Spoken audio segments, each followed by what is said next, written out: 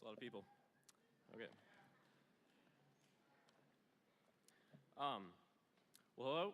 I want to extend a genuine thank you to all the teachers, faculty, parents, custodians, tutors, counselors, family, friends, and anyone else here today.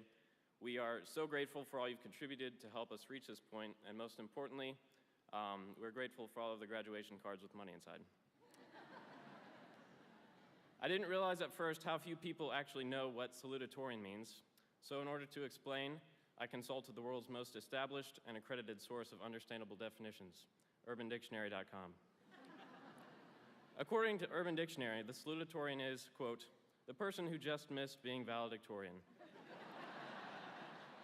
A very miserable person indeed. Second place is just the first loser. Nonetheless, I'm proud to speak here today as the second-ranked student in the class in a school that's ranked 8th in the state, in a state that's ranked 30th in the country,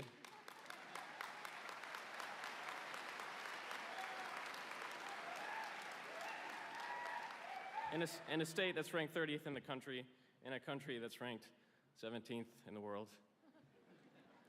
With this in mind, I have a difficult time believing that my class rank actually means anything. It's even more difficult for me to understand why graduation means anything.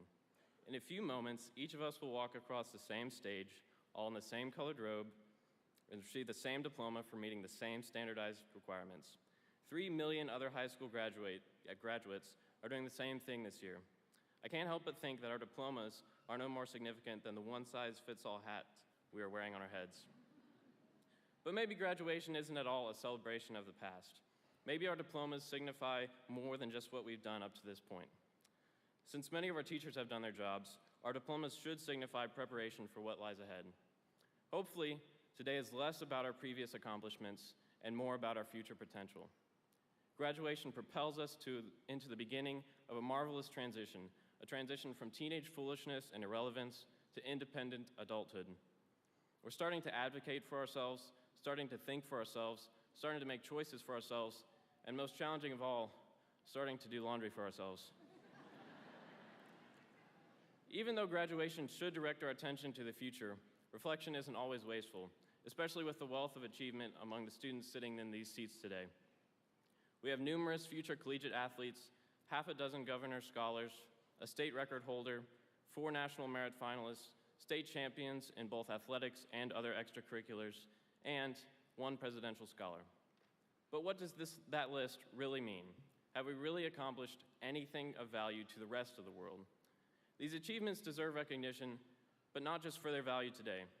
These achievements demonstrate, most importantly, that we are capable of so much more in the future.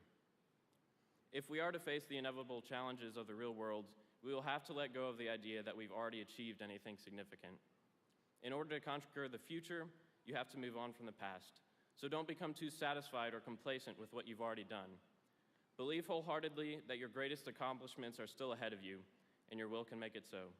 Thank you, and congratulations to the class of 2013.